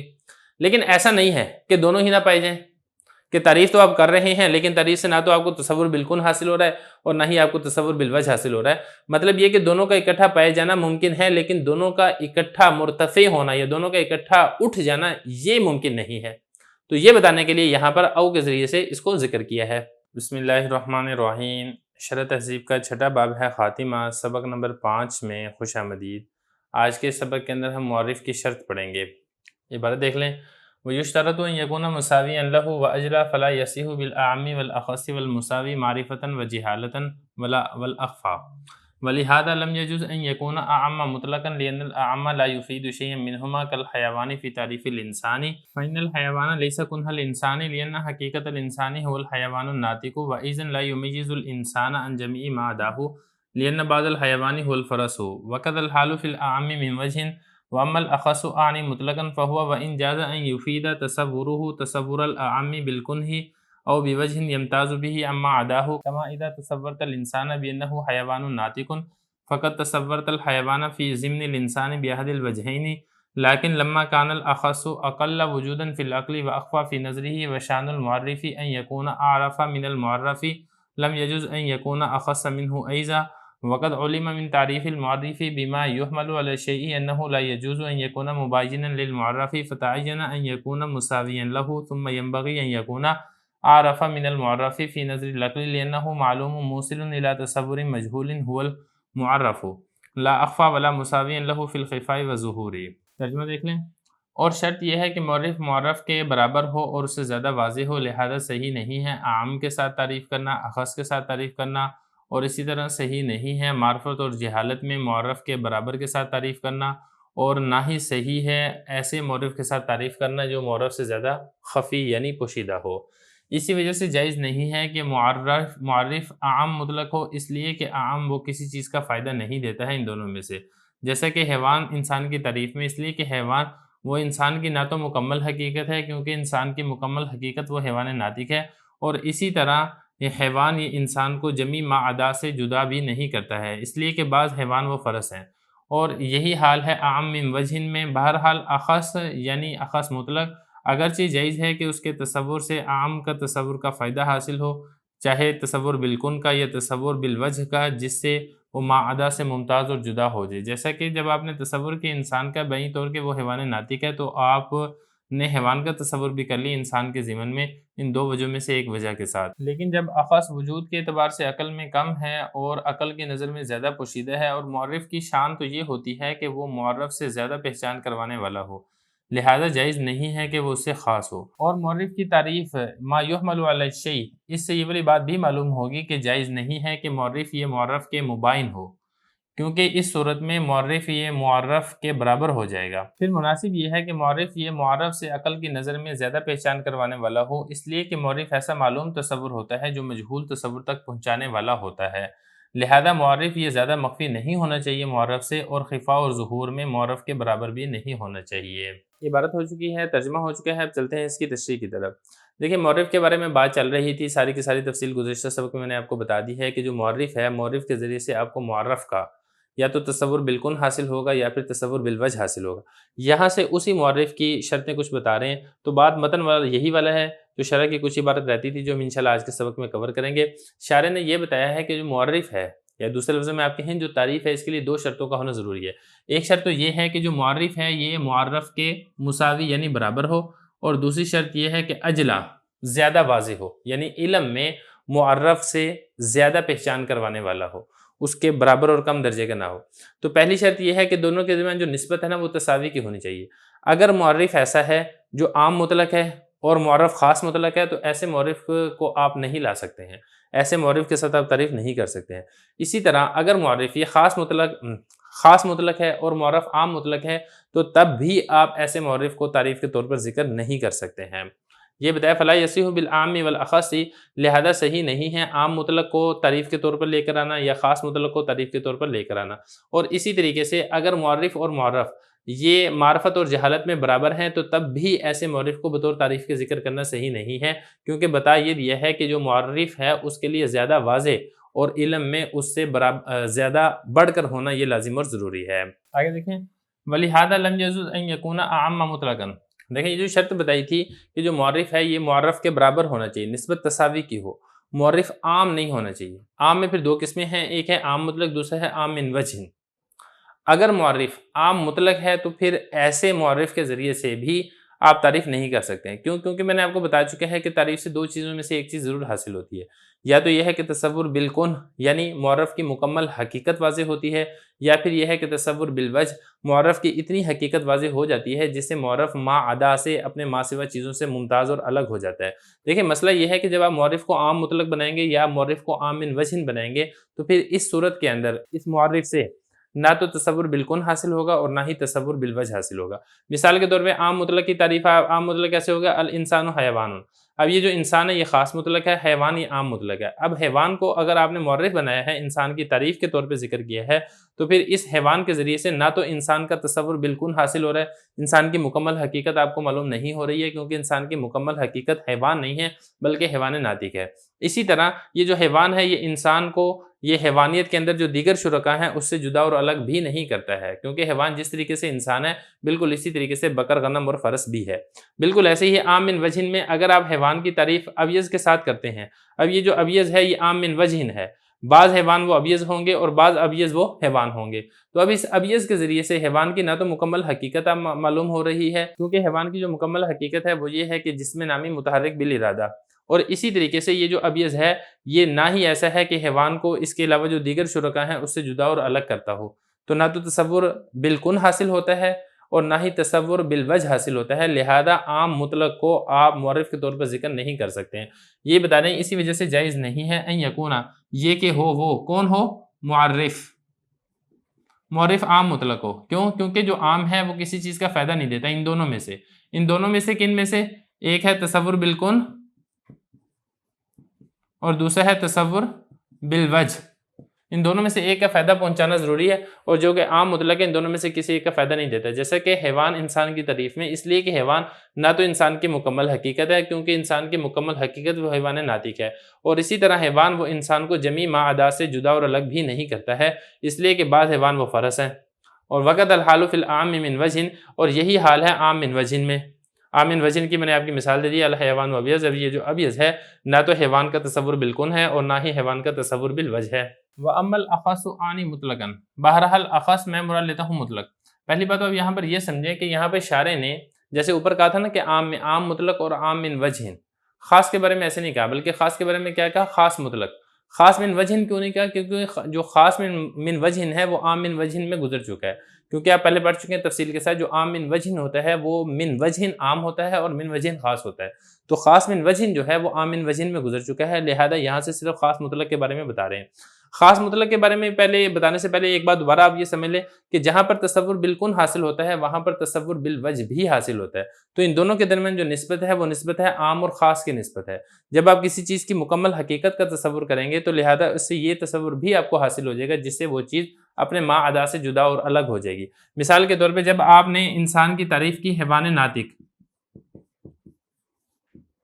اب یہ جو انسان کی تعریف ہے حیوان ناطق یہ تصور بالکن ہے، اور اس تصور بالکن کے ضمن میں آپ کو حیوان کا تصور بالکن بھی حاصل ہو جائے گا اور تصور بالکن سے آپ کو تصور بالوجہ بھی حاصل ہو جائے گا۔ تو جہاں پر تصور بالکن حاصل ہوتا ہے وہاں پر تصور بالوجہ بھی حاصل ہو جاتا ہے، کیونکہ میں آپ کو بتا چکا ہوں کہ تصور بالکن یہ خاص ہے اور تصور بالوجہ یہ عام ہے، تو جہاں خاص پایا جاتا ہے وہاں پر عام بھی پایا جاتا ہے۔ اب ذرا عبارت دیکھیں، اما الخاص یعنی مطلق، خاص مطلق یعنی جائز ہے کہ خاص مطلق کے تصور سے عام مطلق کا تصور بالکن حاصل ہو یا تصور بالوجہ حاصل ہو جس سے وہ چیز اپنے ما عدا سے جدا اور الگ ہو جائے۔ جیسا کہ جب آپ نے انسان کا تصور کیا کہ وہ حیوان ناطق ہے تو آپ کو انسان کے ضمن میں حیوان کا تصور بھی حاصل ہو جائے گا ان دو وجہوں میں سے ایک وجہ کے ساتھ، یعنی یا تو تصور بالکن آپ کو حاصل ہوگا یا پھر تصور بالوجہ حاصل ہوگا۔ لیکن لما کان الاخص اقل وجودا فی العقل، سوال یہاں پر یہ پیدا ہوتا ہے کہ جب اخص مطلق میں عام مطلق پایا جاتا ہے، یعنی جہاں پر تصور بالکن پایا جائے گا وہاں پر تصور بالوجہ بھی پایا جائے گا، تو پھر معرف میں اخص مطلق کو لانا جائز اور درست کیوں نہیں ہے؟ اسی کی وجہ یہاں پر یہ بتا رہے ہیں۔ دیکھیں اس کا جواب اس دوسری شرط کے اندر پوشیدہ ہے۔ دوسری شرط میں ہم نے یہ کہا تھا کہ جو معرف ہے وہ زیادہ واضح اور روشن ہونا چاہیے، لیکن جو اخص ہے وہ وجود کے اعتبار سے عقل کے اندر قلیل ہوتا ہے، کیونکہ اخص کے افراد کم ہوتے ہیں، عام کے افراد زیادہ ہوتے ہیں، اور یہ والی بات بالکل واضح اور ظاہر ہے کہ جس کے افراد قلیل ہوں گے اس کا علم بھی قلیل ہوگا اور وہ عقل کی نظر کے اندر زیادہ پوشیدہ ہوگا، جبکہ ہم نے یہ شرط پڑھی تھی کہ جو معرف ہے اس کے لیے ضروری یہ ہے کہ وہ معرف سے زیادہ واضح اور روشن ہو، اور واضح اور روشن تب ہوگا جب اس کے افراد کثیر ہوں گے، اور اخص میں ایسا نہیں ہوتا ہے، لہذا تعریف کے اندر معرف کے اندر آپ اخص مطلق بھی نہیں لا سکتے ہیں۔ یہ بتا رہے ہیں کہ لما کان الاخص، جب اخص وہ قلیل ہوتا ہے اپنے وجود کے اعتبار سے عقل میں، اور عقل کی نظر میں وہ زیادہ پوشیدہ ہوتا ہے، اور معرف کی شان یہ ہوتی ہے کہ وہ معرف سے زیادہ معروف اور زیادہ مشہور ہوتا ہے، تو لہذا جائز نہیں ہے کہ معرف میں اخص بھی لایا جائے۔ اخص مطلق آپ نہیں لا سکتے ہیں، اور اخص من وجہ تو ویسے ہی عام من وجہ کے ضمن میں آپ پڑھ چکے ہیں کہ آپ اس کو بھی تعریف کے اندر ذکر نہیں کر سکتے ہیں۔ آگے دیکھیں، وقد علم من تعریف المعرف، سوال یہاں پر یہ پیدا ہوتا ہے کہ آپ نے یہ کہا تھا کہ معرف یہ معرف سے عام مطلق بھی نہیں ہو سکتا ہے، عام من وجہ بھی نہیں ہو سکتا ہے، خاص مطلق اور خاص من وجہ نہیں ہو سکتا ہے، تو بالکل اسی طریقے سے جیسے عام اور خاص نہیں ہو سکتا ہے، بالکل ایسے ہی مباین بھی تو نہیں ہو سکتا ہے۔ جیسے نا اب رات کی آپ تعریف کریں دن کے ساتھ، تو اب دن کے ساتھ اب رات کی تعریف تو نہیں کر سکتے، کیوں؟ کیونکہ دن رات کے مباین ہے، رات دن کے مباین ہے، تو آپ کو چاہیے تھا کہ آپ یہاں پہ مباین والی بات بھی ذکر کرتے کہ جو تعریف ہے، جو معرف ہے وہ معرف کے مباین نہیں ہونا چاہیے، لیکن آپ نے مباین کا ذکر کیا ہی نہیں، اور آپ نے صرف اور صرف عام اور خاص کا ذکر کر دیا کہ نہ عام ہونی چاہیے اور نہ ہی خاص ہونی چاہیے۔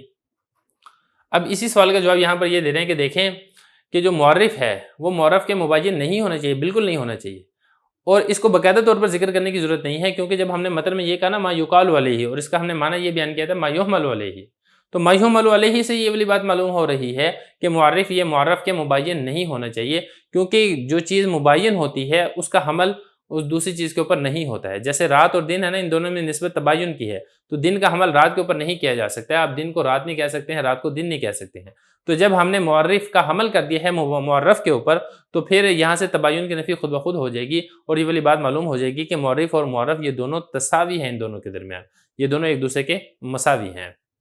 یہ بتا رہے ہیں وقت علما، یہ والی بات بھی معلوم ہو جائے گی معرف کی تعریف سے۔ کیا تعریف کی تھی معرف کی؟ ما یحمل علیہ شیء، شیء سے مراد کیا تھا؟ معرف۔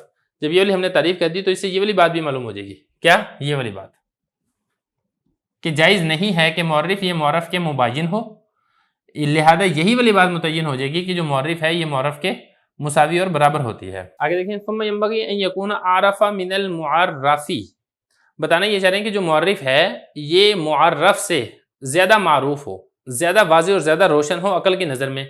کیوں؟ کیونکہ جو معرف ہے نا یہ ایسا معلوم تصور ہوتا ہے جو کہ مجہول تصور تک پہنچاتا ہے۔ تو اگر پہنچانے والا یعنی معلوم تصور یہ مجہول تصور کے برابر ہو تو پھر پہنچائے گا کیسے؟ یا اسی طرح اس سے زیادہ مخفی ہو تو تب کیسے پہنچائے گی؟ تبھی پہنچائے گا جب اس سے زیادہ واضح اور روشن ہو، اس سے زیادہ مشہور و معروف ہو، تو تبھی وہ مجہول تصور تک پہنچائے گا نا۔ تو اسی لیے کہا کہ جو معرف ہے یہ معرف سے زیادہ واضح اور روشن ہونا چاہیے، اس کے برابر نہیں ہونا چاہیے اور اس سے زیادہ مخفی نہیں ہونا چاہیے۔ یہ بتا رہے ہیں مناسب یہ ہے کہ جو معرف ہے یہ زیادہ معروف اور مشہور ہو معرف سے عقل کی نظر میں، اس لیے کہ معرف ہو ضمیر ہے معرف، وہ معلوم تصور ہوتا ہے جو پہنچانے والا ہوتا ہے مجہول تصور کی طرف، وہ مجہول تصور جو معرف ہے۔ لہذا یہ جو معلوم تصور ہے یہ مجہول تصور سے زیادہ مخفی نہیں ہونا چاہیے بلکہ زیادہ واضح اور روشن ہونا چاہیے، اور اسی طرح یہ جو معرف ہے یہ خفا اور ظہور میں معرف کے برابر بھی نہیں ہونا چاہیے۔ اگر برابر ہوگا تو پھر پہنچائے گا کیسے؟ بسم اللہ الرحمن الرحیم۔ شرح تہذیب کا چھٹا باب ہے خاتمہ، سبق نمبر 6 میں خوش آمدید۔ آج کے سبق کے اندر ہم حد اور رسم کے ذریعے سے تعریف کے بارے میں پڑھیں گے۔ عبارت دیکھ لیں، معرف الشیء ما یقال علیہ لافادۃ تصورہ فلا یصح بالاعم والاخص والمساوی معرفۃ وجہالۃ والاخفا، والتعریف بالفصل القریب حد وبالخاصۃ رسم فان کان مع الجنس القریب فتام والا فناقص۔ بالفصل القریب التعریف لا بد له ان يشمل على امر يختص بالمعرف ويساويه بناء على ما سبق من اشتراط المساوات، فهذا الامر ان كان ذاتيا كان فصلا قريبا وان كان عرضيا كان خاصة لا محالة، فعلى الاول يسمى المعرف حدا وعلى الثاني رسما، ثم كل منهما ان اشتمل على الجنس القريب يسمى حدا تاما ورسما تاما، وان لم يشتمل على الجنس القريب سواء اشتمل على الجنس البعيد او كان هناك فصل قريب وحده او خاصة وحدها يسمى حدا ناقصا ورسما ناقصا، هذا محصل كلامهم وفيه ابحاث لا يسعها المقام۔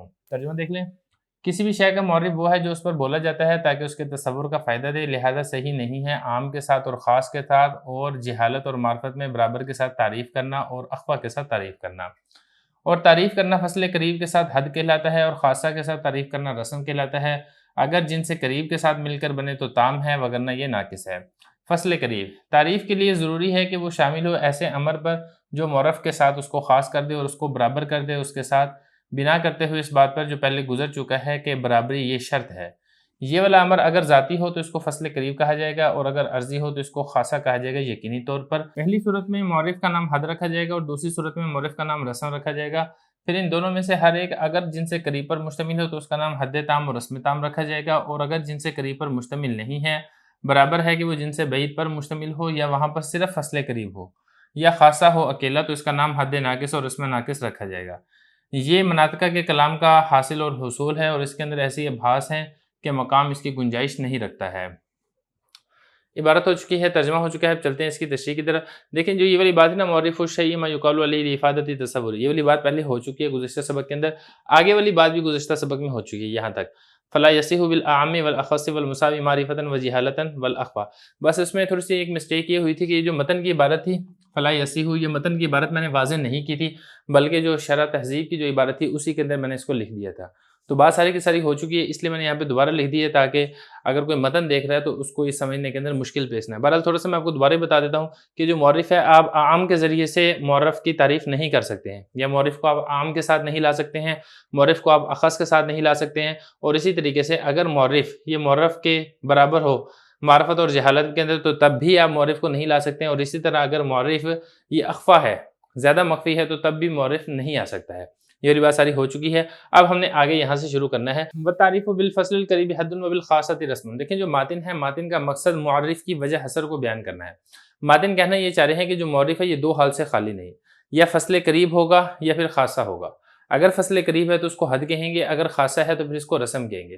پھر یہ جو حد اور رسم ہے یہ دو حال سے خالی نہیں، یا تو جن سے قریب پر مشتمل ہوں گے یا جن سے قریب پر مشتمل نہیں ہوں گے۔ اگر یہ جن سے قریب پر مشتمل ہیں تو پھر یہ حد تام اور رسم تام کہلائیں گے، اور اگر جن سے قریب پر مشتمل نہیں ہیں تو پھر حد ناقص اور رسم ناقص کہلائیں گے۔ یہ تو بات ہے متن کی، ذرا عبارت دیکھیں۔ ماتن فرما رہے ہیں کہ جو تعریف کرنا فصل قریب سے یہ حد کہلاتا ہے، اور خاصہ کے ذریعے سے اگر آپ تعریف کرتے ہیں تو یہ رسم کہلاتا ہے۔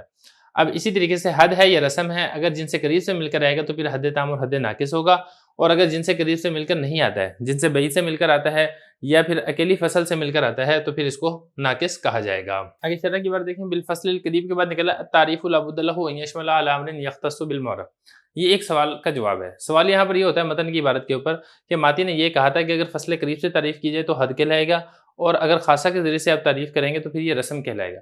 تو سوال یہ پیدا ہوتا ہے کہ اگر معرف فصل قریب اور خاصہ نہ ہو تو پھر اس کو کیا کہیں گے؟ اسی کا جواب یہاں سے دیا جا رہا ہے کہ دیکھیں جو معرف ہے، معرف کے لیے یہ والا بات ضروری ہے کہ معرف یہ معرف کے مساوی اور اسی کے ساتھ خاص ہو، مختص ہو، اور جو چیز معرف کے برابر ہو اور معرف کے ساتھ خاص ہو وہ فصل قریب اور خاصہ ہی ہو سکتی ہے، اس کے علاوہ کچھ اور نہیں ہو سکتی ہے۔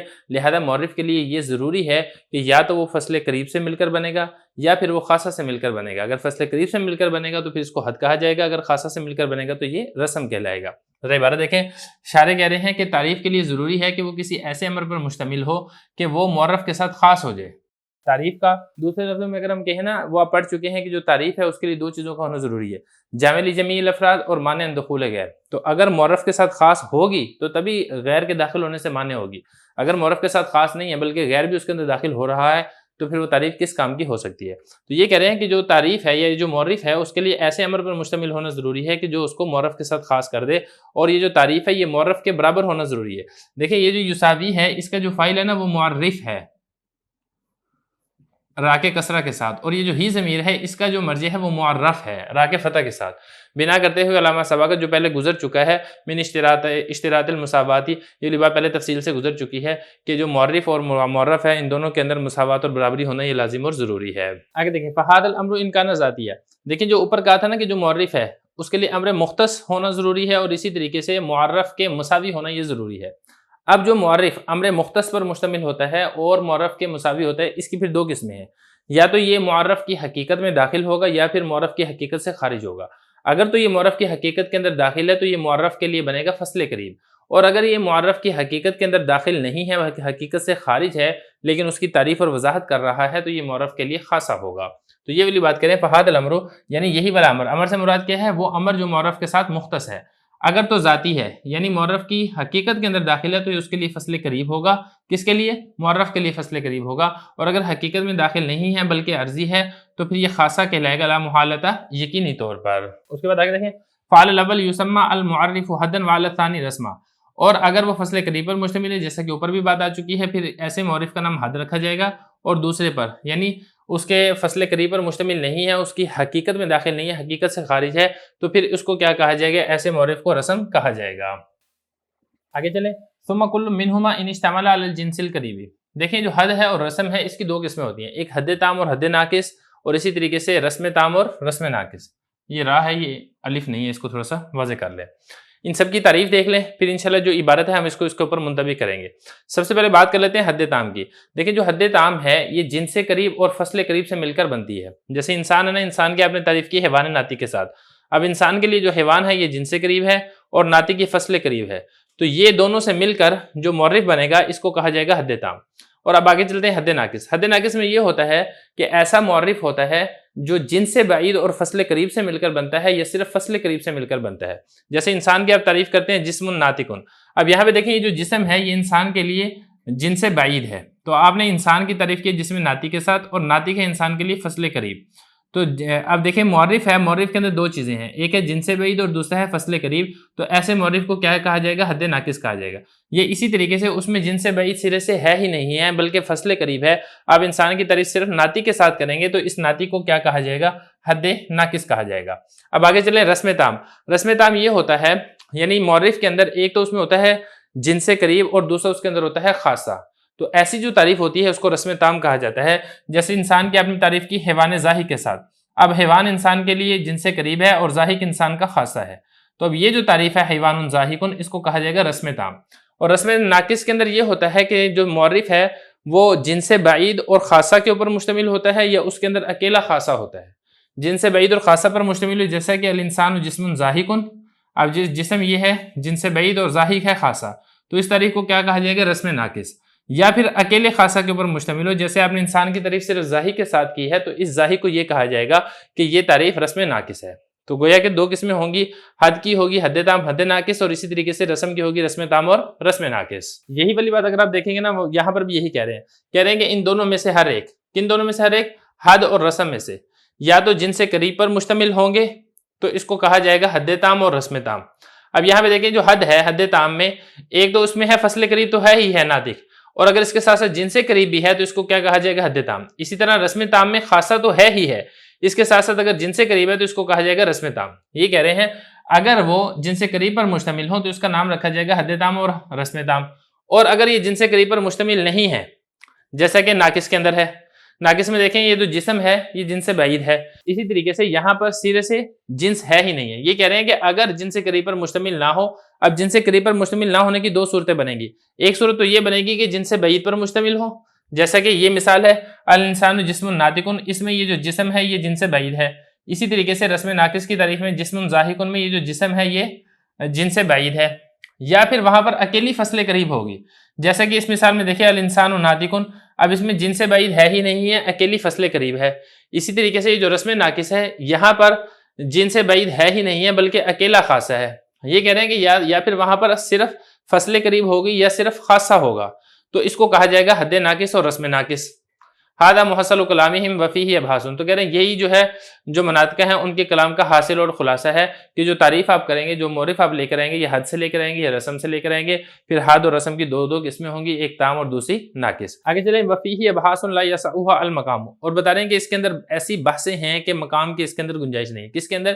یہ جو وجہ حسر بیان کی تھی نا کہ یہ جو معرف ہے یا تو حد ہوگا یا رسم ہوگا، پھر اسی طریقے سے یا تو تام ہوگا یا پھر ناقص ہوگا، تو اس میں مناطقہ کی ایسی ایسی تحقیقات ہیں جس کے بارے میں اشارے کہہ رہے ہیں کہ بیان یہاں پر گنجائش نہیں ہے کہ ہم اس کو واضح کریں۔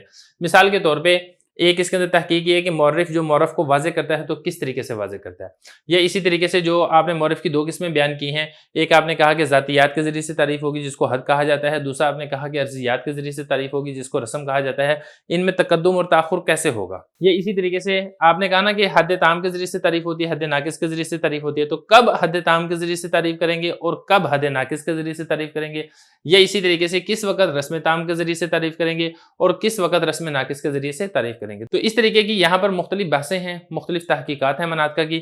ہمارا کام صرف یہ تھا کہ ہم عبارت کو حل کریں، عبارت کو حل کر کے میں نے جو تحقیقات ہیں ان کی طرف میں نے خلاصے کے طور پہ آپ کو اشارہ کر دیا ہے۔ بسم اللہ الرحمن الرحیم۔ شرح تہذیب کا چھٹا باب ہے خاتمہ، سبق نمبر 7 میں خوش آمدید۔ آج کے اس سبق کے اندر ہم خاتمے کا خاتمہ پڑھیں گے۔ عبارت دیکھ لیں، وَلَمْ يَعْتَبِرُوا بِالْعَرْضِ الْعَامِّ وَقَدْ أُجِيزَ فِي النَّاقِصِ أَنْ يَكُونَ أَعَمَّ كَاللَّفْظِيِّ وَهُوَ مَا يُقْصَدُ بِهِ تَفْسِيرُ مَدْلُولِ اللَّفْظِ وَلَمْ يَعْتَبِرُوا بِالْعَرْضِ الْعَامِّ قَالُوا الْعَرْضُ مِنَ التَّعْرِيفِ إِمَّا الِاطِّلَاعُ عَلَى كُنْهِ الْمُعَرَّفِ أَوْ امْتِيَازُهُ عَنْ جَمِيعِ مَا عَدَاهُ وَالْعَرْضُ الْعَامُّ لَا يُفِيدُ شَيْئًا مِنْهُمَا فَلِذَا لَمْ يَعْتَبِرُوهُ فِي مَقَامِ التَّعْرِيفِ وَالظَّاهِرُ أَنَّ عَرْضَهُمْ مِنْ ذَلِكَ أَنَّهُ لم يعتبروه انفرادا واما التعريف بمجموع امور كل واحد منها عرض عام للمعرف لكن المجموع يخصه كتعريف الانسان بماش مستقيم القامه وتعريف الخفاش بالطائر الولود فهو تعريف بخاصة مركبة وهو معتبر عندهم كما صرح به بعض المتأخرين وقد أجيز في الناقص أن يكون أعم إشارة إلى ما أجازه المتقدمون حيث حققوا أنه يجوز التعريف بالذات الأعم كتعريف الإنسان بالحيوان فيكون حدا ناقصا أو بالعرض الأعم كتعريفه بالماشي فيكون رسما ناقصا بل جوزوا التعريف بالعرض الأخص أيضا كتعريف الحيوان بالزاحق لكن المصنف لم يعتد به لزعمه أنه تعريف بالأخفى وهو غير جائز أصلا كاللفظي أي كما أجيز في التعريف اللفظي كونه أعم كقولهم السعدانة نبت تفسير مدلول اللفظ أي تعيين مسمى اللفظ من بين المعاني المخزونة في الخاطر فلیس فیہ تحصیل مجہول من معلوم کما فی المعرف الحقیقی فافہم۔ ترجمہ دیکھ لیں، مناطقہ نے اعتبار نہیں کیا ہے عرض عام کے ذریعے سے تعریف کرنے کا، اور اجازت دی گئی ہے تعریف ناقص میں یہ کہ وہ عام کے ذریعے سے کی جائے، جیسے کہ تعریف لفظی میں، اور یہ وہ ہوتا ہے کہ جس کے ذریعے سے لفظ کے مدلول کی تفسیر کا قصد کیا جاتا ہے۔ اعتبار نہیں کیا ہے عرض عام کے ساتھ۔ مناطقہ نے کہا ہے کہ تعریف سے غرض یا تو معرف کی حقیقت پر، مکمل حقیقت پر اطلاع پانا ہوتا ہے، یا معرف کو جمیع ما عدا سے جدا اور الگ کرنا ہوتا ہے، اور عرض عام ان دونوں میں سے کسی ایک چیز کا بھی فائدہ نہیں دیتا ہے۔ اسی وجہ سے مناطقہ نے تعریف کی جگہ میں عرض عام کا اعتبار نہیں کیا ہے، اور ظاہر بات یہ ہے کہ مناطقہ کی غرض اس سے یہ ہے، غرض کرنا ہے، ظاہر بات یہ ہے کہ مناطق کی غرض اس سے یہ ہے کہ انہوں نے عرض عام کا انفرادی طور پر اعتبار نہیں کیا ہے، بہرحال چند امور کے مجموعے کے ذریعے سے تعریف کرنا کہ ان میں سے ہر ایک عرض عام ہو معرف کے لیے، لیکن ان کا جو مجموعہ ہے وہ معرف کو خاص کر دیتا ہو، جیسا کہ انسان کی تعریف کرنا ماشی مستقیم القامہ کے ساتھ، ماشی چلنے والا، مستقیم القامہ سیدھا کھڑے ہونے والا، اور اسی طریقے سے چمگادڑ کی تعریف کرنا اڑنے والے بچے جننے والے پرندے کے ساتھ۔ یہ ایسی تعریف ہے جو کہ چند ایسے خاصہ سے مل کر بنی ہے اور جو کہ معتبر ہے مناطق کے نزدیک، جیسا کہ اس کے اوپر بعض متاخرین نے صراحت کی ہے اور تحقیق کی اجازت دی گئی ہے، ناقص میں یہ کہ وہ عام ہو۔ اشارہ ہے اس بات کی طرف کہ متقدمین نے اجازت دی ہے بعین طور کہ انہوں نے ثابت کیا ہے کہ تعریف ذاتی کی عام کے ساتھ کرنا، جیسا کہ انسان کی تعریف کرنا حیوان کے ساتھ، یہ حد ناقص ہوگی، یا عرض عام کے ساتھ تعریف کرنا جیسا کہ انسان کی تعریف کرنا ماشی کے ساتھ، یہ رسم ناقص ہوگی۔ بلکہ انہوں نے تعریف کرنے کو جائز قرار دیا ہے عرض اخص کے ساتھ بھی، جیسا کہ حیوان کی تعریف کرنا ظاہر کے ساتھ، لیکن مصنف نے اس کو شمار نہیں کیا ہے، اس لیے کہ مصنف کا گمان یہ ہے کہ یہ تعریف کرنا ہے زیادہ مخفی ہونے کے ساتھ، جو کہ جائز نہیں ہے بالکل بھی۔ جیسا کہ لفظی، یعنی جس طریقے سے تعریف لفظی میں جائز قرار دیا گیا ہے کہ وہ عام کے ذریعے سے تعریف کی جائے، جیسا کہ ان لوگوں عرب کے لوگوں کا قول ہے السعدانۃ نبت، سعدانہ یہ بوٹی ہے۔ تفسیر و مدلول لفظی، یعنی لفظ کے مسمى کو متعین کرنا ان جمع شدہ معنی کے درمیان جو دل میں ہے، اس میں مجہول کو حاصل کرنا نہیں ہے معلوم سے، جیسا کہ معرف حقیقی میں ہوتا ہے۔ اس کو اچھے طریقے سے سمجھ لو۔ عبارت ہو چکی ہے، ترجمہ ہو چکا ہے، اب چلتے ہیں اس کی تشریح کی طرف۔ سب سے پہلے آپ شرح تہذیب کی تشریح دیکھ لیں، پھر انشاءاللہ جو متن ہے اس کی تشریح بہت آسان ہو جائے گی۔ تعریف کے بارے میں ہم نے یہ پڑھا تھا کہ جو تعریف ہے یا تو جنس قریب اور فصل قریب سے مل کر بنے گی، یا صرف فصل قریب سے مل کر بنے گی، یا اسی طریقے سے جنس قریب اور خاصہ سے مل کر بنے گی، یا اکیلے خاصہ سے مل کر بنے گی۔ یہاں پر سوال یہ پیدا ہوتا ہے کہ عرض عام سے مل کر تعریف کیوں نہیں بن سکتی ہے؟ اسی کا جواب یہاں سے دیا جا رہا ہے کہ دیکھیں جو تعریف ہے، تعریف میں عرض عام استعمال نہیں ہوتا ہے۔ کیوں نہیں ہوتا ہے؟ وجہ اس کی یہ ہے کہ جو تعریف ہے، تعریف کے بارے میں آپ پڑھ چکے ہیں کہ تعریف دو کاموں میں سے ایک کام کرتی ہے، یا تو معرف کی مکمل حقیقت بتاتی ہے، یا پھر کم از کم یہ ہے کہ معرف کو اپنے جمیع معادٰ سے جدا اور الگ کر دیتی ہے۔ لیکن جب آپ ایک عرض عام کے ذریعے سے تعریف کریں گے تو عرض عام یہ دونوں کاموں میں سے کسی کام کا بھی فائدہ نہیں دیتا ہے۔ عرض عام نہ تو کسی شے کی مکمل حقیقت بتاتا ہے، اور نہ ہی عرض عام کسی شے کی کوئی ایسی چیز بتاتا ہے کہ وہ اپنے تمام معادٰ سے جدا ہو جائے، بلکہ بعض چیزوں سے تو جدا کرتا ہے، بعض چیزوں سے جدا نہیں کرتا ہے۔ مثال کے طور پہ جب آپ انسان کی تعریف کرتے ہیں ماشی کے ساتھ، چلنے والا انسان ہے، اب یہ دیکھیں جو ماشی ہے یہ عرض عام ہے۔ اب اس ماشی نے نہ تو انسان کی مکمل حقیقت بتائی ہے، اور نہ ہی انسان کی کوئی ایسی چیز بتائی ہے کہ جس سے انسان اپنے تمام معادٰ سے جدا اور الگ ہو جائے۔ البتہ یہ ہے کہ ایسی چیز ضرور بتائی ہے کہ بعض سے جدا اور الگ ہو جائے گا، بعض سے جدا اور الگ نہیں ہوگا۔ یہ والی بات کہہ رہے ہیں کہ جو تعریف میں جو غرض ہوتی ہے نا، مقصد ہوتا ہے تعریف سے، وہ کیا ہوتا ہے؟ یا تو معرف کی کنہ، اس کی جو مکمل حقیقت ہے اس پر اطلاع پانا، یہ مقصد ہوتا ہے، یا پھر کم از کم یہ ہے کہ معرف جس کی تعریف کی جا رہی ہے اس کو اپنے علاوہ تمام سے جدا اور الگ کرنا، یہ مقصد ہوتا ہے۔ اور جو عرض عام ہے یہ ان دونوں مقاصد میں سے کسی ایک مقصد کا بھی فائدہ نہیں دیتا ہے۔ فَلِذَا لَمْ يَعْتَبِرُوهُ فِي مقام تعریفی، اسی وجہ سے مناطق نے عرض عام کا تعریف کی جگہ میں اعتبار نہیں کیا ہے۔ وَالظَّاهِرُ أَنَّ غَرْضَهُم مِّن ذَلِكَ، دیکھیں آپ نے جو یہ کہا تھا کہ عرض عام تعریف کے اندر نہیں لایا جاتا ہے، اس کے اوپر ایک اعتراض ہوتا ہے، جس اعتراض کا یہاں سے جواب دیا جا رہا ہے۔ اعتراض یہاں پر یہ ہوتا ہے کہ آپ نے یہ کہا کہ تعریف میں عرض عام استعمال نہیں ہوتا ہے، حالانکہ مناطق تعریف میں عرض عام استعمال کرتے ہیں۔ دو مثالیں لے کر رہے ہیں، ایک مثال اس کی یہ لے کر رہے ہیں کہ مناطق جب انسان کی تعریف کرتے ہیں تو انسان کی تعریف کرتے ہوئے کہتے ہیں ماشن مستقیم القامہ، یعنی ایسا چلنے والا جاندار جو سیدھا کھڑا ہو سکتا ہو۔ اب یہ دیکھیں جو ماشی ہے یہ بھی عرض عام ہے، جیسے انسان چلتا ہے بالکل ایسے ہی گھوڑا، بکری، بیل وغیرہ یہ بھی سارے چلتے ہیں، اور اسی طریقے سے سیدھا کھڑا ہونا یہ بھی عرض عام ہے، جیسے انسان سیدھا کھڑا ہوتا ہے اسی طریقے سے جو درخت ہے وہ بھی سیدھا کھڑا ہوتا ہے۔ تو یہاں پر دونوں عرض عام ہیں، اور دونوں عرض عام کے ذریعے سے انسان کی تعریف کی جا رہی ہے، تو تعریف میں عرض عام کا استعمال تو ہو رہا ہے۔ یہ اسی طریقے سے جو چمگادڑ ہے، چمگادڑ کی تعریف کرتے ہوئے مناطق یہ کہتے ہیں الطائر الولود، جو چمگادڑ ہے وہ ایسا پرندہ ہے جو زیادہ بچے جنتا ہے۔ آپ دیکھیں جو پرندہ ہے یہ بھی عرض عام ہے، جیسے اڑنے والا پرندہ جیسے چمگادڑ ہے، ایسے اسی طریقے سے کبوتر بھی ہے، چیل بھی ہے، عقاب بھی ہے۔ اور بچے جننا، زیادہ بچے جننا، جس طریقے سے چمگادڑ زیادہ بچے جنتا ہے، اس طریقے سے خرگوش یہ بھی زیادہ بچے جنتا ہے، اور بھی بہت سارے جاندار ہوں گے جو زیادہ بچے جنتے ہوں گے۔ تو یہاں پہ دیکھیں جو چمگادڑ کی تعریف ہے اس کے اندر عرض عام استعمال کیا گیا ہے، لیکن یہ عرض عام آپ نے کہا تھا تعریف کے اندر استعمال نہیں ہو سکتا ہے، اسی کے یہاں سے جواب دیا جا رہا ہے۔ جواب کا حاصل اور خلاصہ یہ ہے کہ مناطق نے جو یہ کہا تھا کہ عرض عام تعریف کے اندر استعمال نہیں ہوتا ہے، اس کا مطلب یہ ہے کہ اکیلے عرض عام کے ذریعے سے تعریف نہیں کی جا سکتی ہے۔ البتہ اگر ایک سے زائد عرض عام ہو تو پھر وہ خاصہ مرکبہ کہلاتا ہے۔ کیونکہ جب ایک سے زائد عرض عام ہوں گے تو پھر اس معرف کے اندر کچھ نہ کچھ تخصیص پیدا ہو جائے گی اور وہ اپنے جمی معادہ سے جدا اور الگ ہو جائے گا، لہذا اگر ایک سے زیادہ عرض عام ہے تو یہ تعریف کے اندر استعمال ہو سکتے ہیں، معرف میں یہ آ سکتے ہیں۔ دیکھیں ذرا یہ بتا رہے ہیں، ظاہر بات یہ ہے کہ جو مناطقہ کی غرض ہے نا کہ تعریف میں عرض عام استعمال نہیں ہوتا ہے، اس کی مطلب یہ ہے کہ مناطقہ اکیلے عرض عام کا اعتبار نہیں کرتے ہیں تعریف کے اندر، یعنی اگر ایک ہی عرض عام ہے تو اس کو تعریف میں نہیں لے کر آتے ہیں۔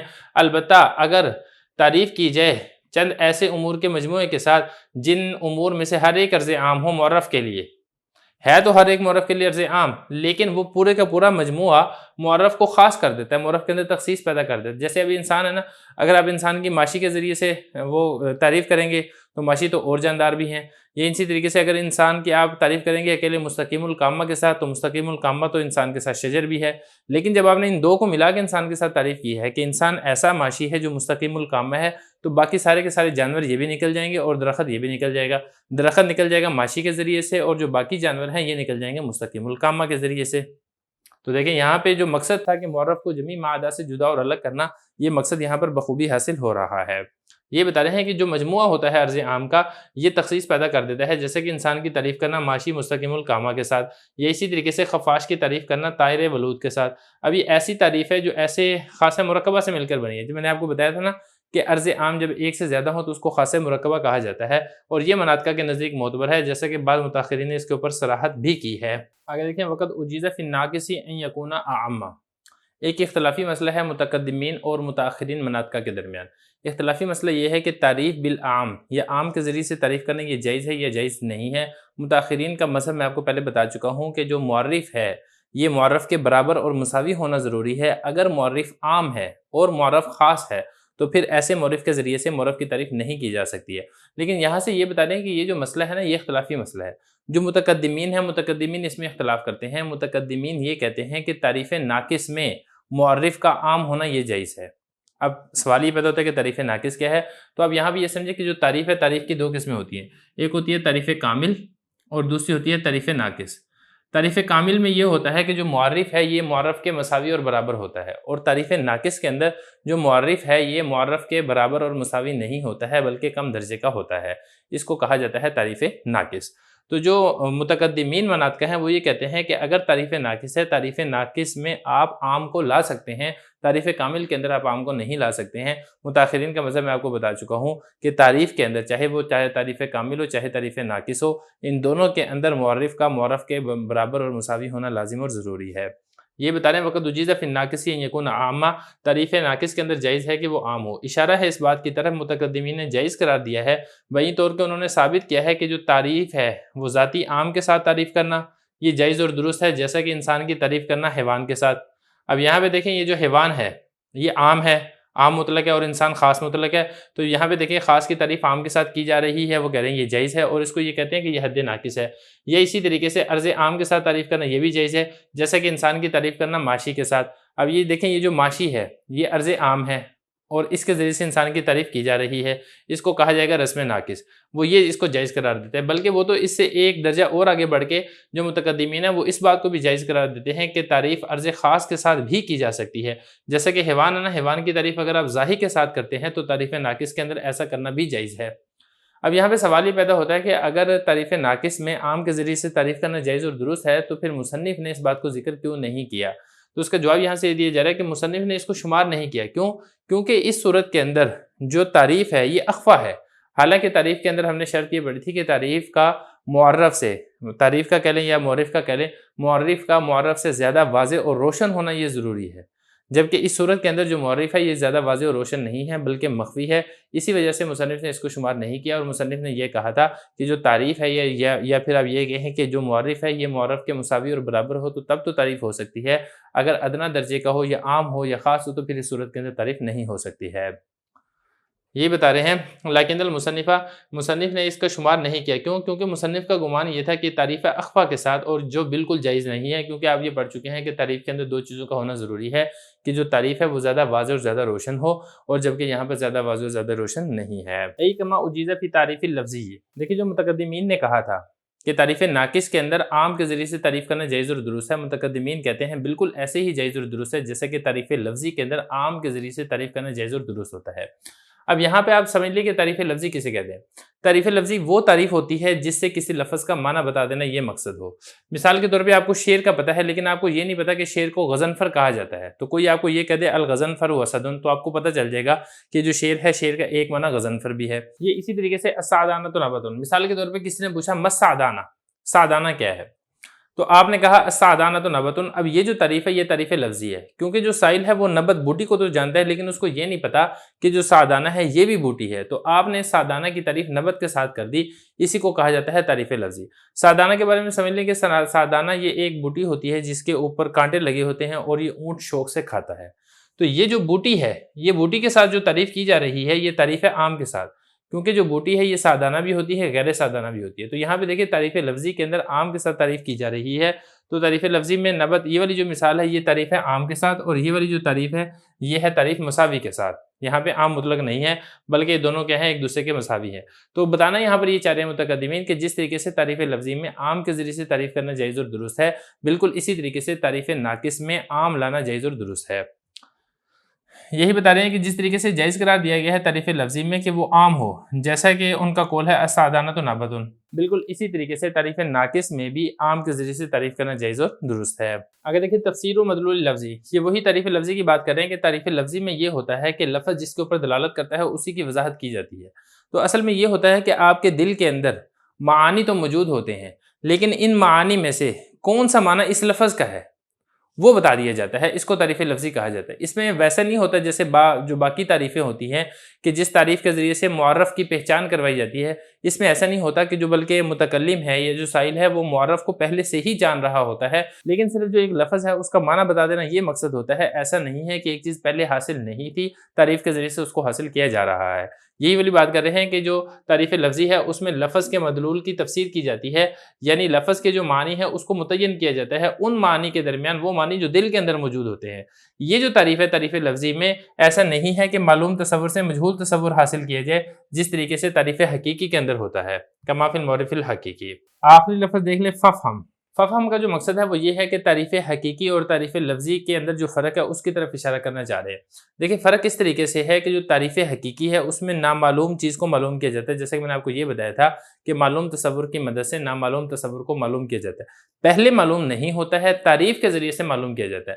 لیکن جو تعریف لفظی ہے اس میں معلوم ہوتا ہے لیکن ذہن سے ذہول ہو جاتا ہے، بھول جاتی ہے، تو لفظ مشہور کے ذریعے سے اس کو معلوم کر دیا جاتا ہے۔ خلاصہ ہم یہ کہیں گے کہ جو تعریف حقیقی ہے اس میں استحصال ہوتا ہے، ایک چیز پہلے حاصل نہیں ہوتی ہے پھر آپ اس کو حاصل کرتے ہیں، اور جو تعریف لفظی ہے اس میں استحصال تو ہوتا ہے لیکن استحضار نہیں ہوتا ہے، تو تعریف لفظی کے ذریعے سے اس کو حاضر کیا جاتا ہے۔ اسی کے ساتھ ہی ہمارا یہ جو باب ہے خاتمہ یہاں پر مکمل ہو گیا ہے۔ اب اس کے بعد انشاءاللہ اگلے باب میں تصدیقات شروع کریں گے۔